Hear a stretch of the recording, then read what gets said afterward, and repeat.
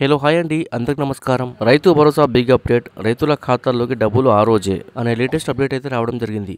So దీనికి సంబంధించి పూర్తి వివరాలు ఈ వీడియోలో తెలుసుకుందాం. ముందుగా వీడియో చూసిన ప్రతి ఒక్కరు తప్పనిసరిగా వీడియోని లైక్ చేయండి, మీ తోటి మిత్రులకు ఈ వీడియోని షేర్ చేయండి. ఫస్ట్ టైం నా ఛానల్ వీక్షించినట్లయితే తప్పక సబ్స్క్రైబ్ చేసుకోండి. ఇక వివరాల్లోకి వెళ్దాం. తెలంగాణ ప్రభుత్వం రైతు భరోసా పథకంలో కీలక మార్పులతో రైతులకు మరింత ఊరట కల్పించేందుకు సిద్ధమవుతుంది. వానాకాలం సీజన్ నుంచి పంట పెట్టుబడి సహాయం సకాలంలో సమర్థవంతంగా అందేలా చర్యలు చేపట్టనుంది. గతంలో రైతు బంధు పథకం కింద 2 విడతలుగా ఎకరానికి 10,000 అందించగా కాంగ్రెస్ ప్రభుత్వం అధికారంలోకి వచ్చిన తర్వాత ఈ మొత్తాన్ని 12,000కి పెంచింది.